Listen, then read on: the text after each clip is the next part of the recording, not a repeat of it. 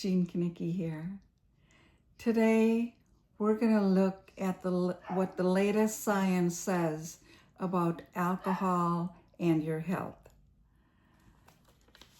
The alarm has been sounding on the health effects of alcohol, but is it as alarming as they say? Let's delve into this. Whether you're pouring a round of drinks, savoring a glass of wine, or enjoying a brew with close companions, drinking alcohol is so intertwined with our social and cultural rituals that it often goes unquestioned. Yet, more and more the science is pointing to the health risks of alcohol.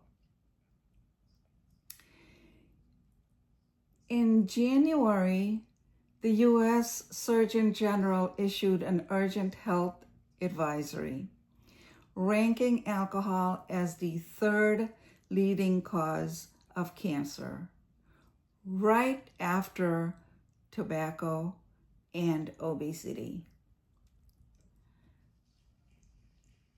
This news mirrors what happened back in 1964 when the U.S. General at the time sparked a pivotal change in how we perceive health and social norms when he boldly stated that tobacco is linked to cancer. For decades, cigarette smoking was socially acceptable, with little awareness of the damage it was doing.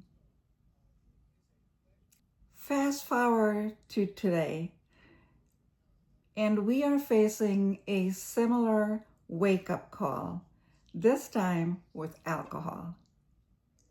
The new health advisory challenges the way we've long viewed alcohol consumption as a harmless enjoyment, particularly in moderation. But with new data shedding light on the risks, it begs the question, is it time to take a closer look at our relationship with alcohol? With insights from a range of health experts, we dive into the question and offer practical tips for those looking to dial back their drinks. For much of history, alcohol has walked a thin line between remedy and risk.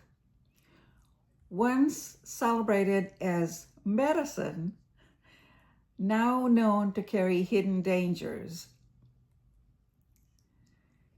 The alcohol beverages emerged in China around 7000 BC.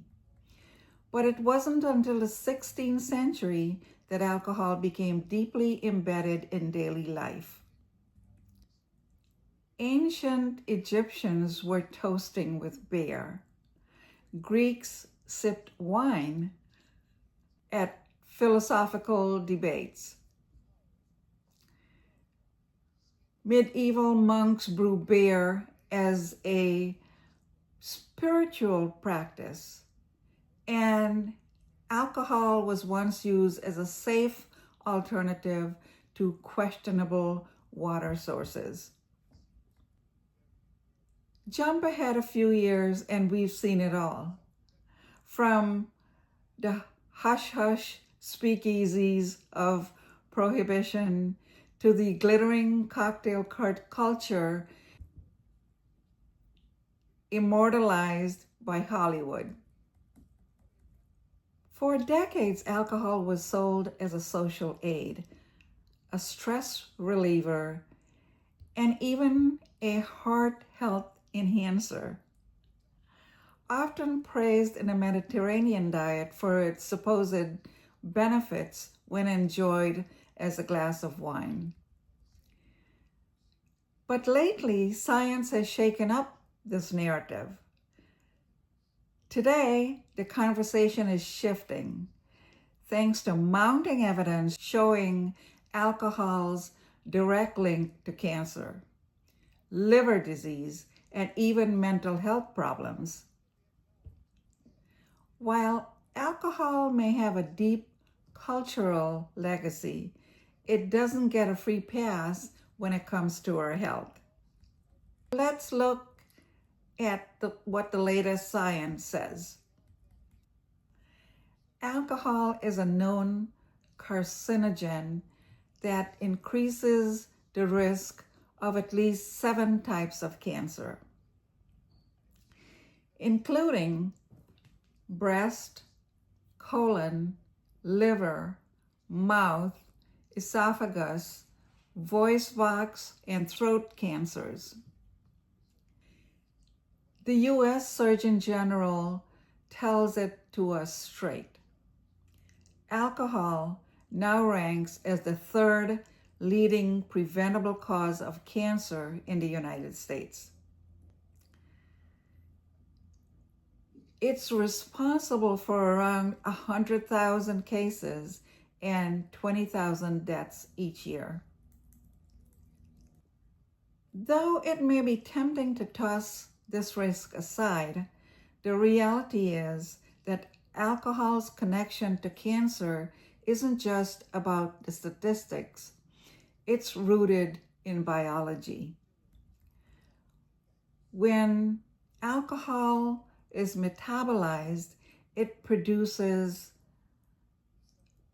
acetaldehyde, which is a toxic byproduct that damages DNA and prevents cells from repairing themselves,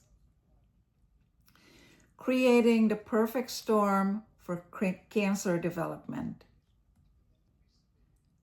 But it doesn't stop there.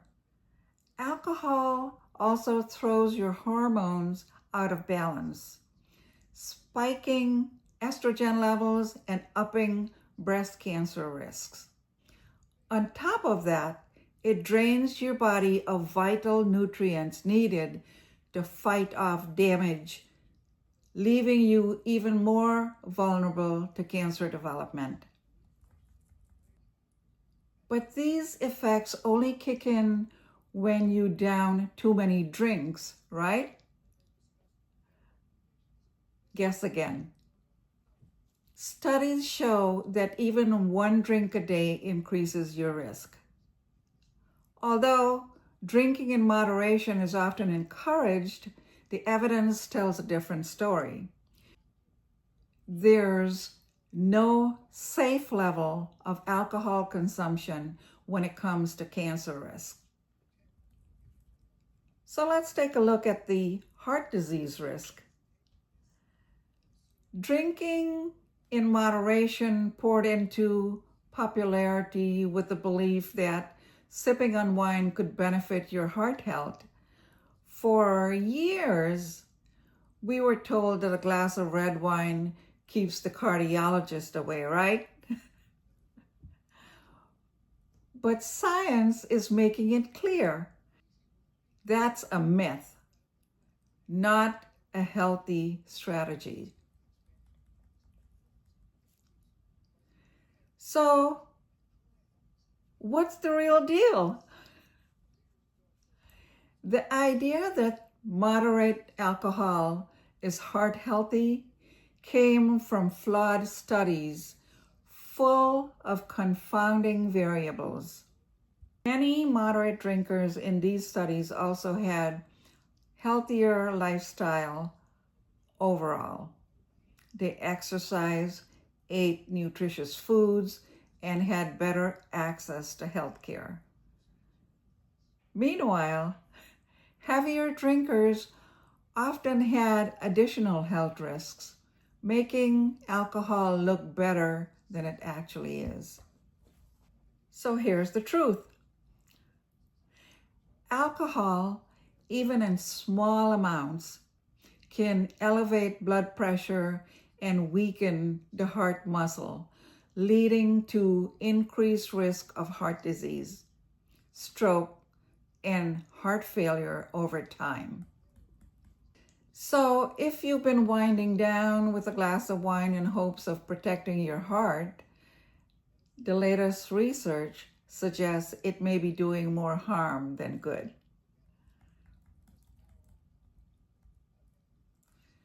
So this brings us to anxiety, depression, and cognitive decline risks. Drinking may seem like a way to calm life's storms, but it often adds more weight to the burdens we're trying to lighten. People often drink to cope with anxiety or depression, but alcohol actually disrupts our brain chemistry, making these conditions worse long term. Recent studies have identified mechanisms by which alcohol alters gamma amino butyric acid, which is termed GABA, and glutamate systems, which explains why anxiety often worsens after drinking. Now, I've experienced this on several levels working as a behaviorist. Alcohol is a depressant, and our body produces cortisol and adrenaline to counteract its effects. This means that as you sip to find relief from anxiety, you're actually reinforcing a loop that keeps you tethered to the emotions you're trying to outrun. As a result, you end up feeling more anxious the next day. Drinking to cope with negative emotions is one of the strongest predictors of developing alcohol use disorder. The irony is, every glass chips away at your brain's natural ability to manage those feelings. But it's not just about how you feel. It's also about how alcohol impacts your memory. New research indicates alcohol specifically targets the hippocampus, affecting both short-term memory formation and the consolidation of memories during sleep. New research indicates alcohol specifically targets the hippocampus, affecting both short-term memory formation and the consolidation of memories during sleep. This not only impacts daily cognitive function, but may also contribute to poor decision-making around drinking itself, creating a challenging cycle to break. Now let's look at liver damage. The liver bears much of the brunt, as it's responsible for breaking down alcohol and removing toxins from the body. Over time, alcohol can pile on the pressure, causing the liver to become overloaded and inflamed. This sets the stage for fatty liver disease, alcohol hepatitis, and in the worst case scenario, cirrhosis, where the liver is scarred beyond repair and its ability to function goes downhill. So let's take a look at immune suppression. Alcohol takes a toll on the immune system, leaving the body more susceptible to infections and slower healing. Chronic drinking lowers the production of white blood cells, your body's natural defense system, increasing the risk of illnesses like pneumonia, tuberculosis, and even COVID. Let's look at what alcohol does to sleep disruption. If you think that nightcap is helping you to sleep, it's actually doing the opposite. While alcohol may make you feel drowsy, it fragments sleep cycles and suppresses REM sleep. The deep stage crucial for memory, learning, and cognitive function. Alcohol reduces sleep quality by increasing nighttime awakenings and decreasing restorative sleep.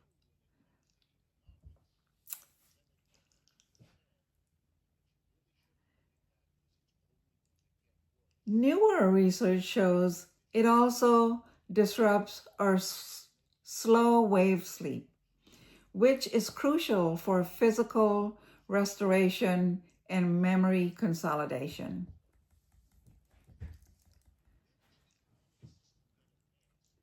So, what can we do about it? Now that you know the science, it's hard to ignore that the pull to drink still lingers. Even with the logical awareness of the consequences. After all, alcohol is deeply woven into our social celebrations, cultural traditions, and even daily routines.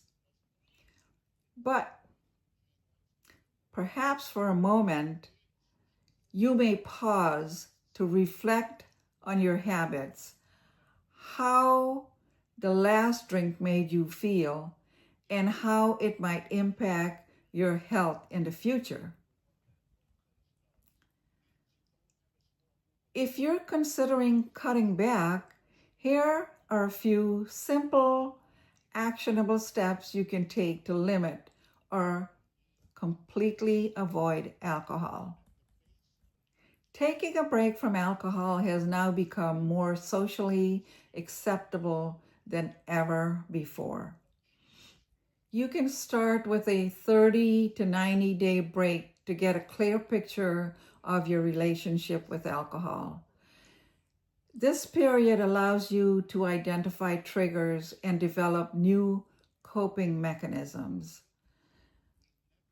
It's about digging into whether those triggers are emotional, tied to your environment, linked to certain exposures, or even connected to certain times of the day or year.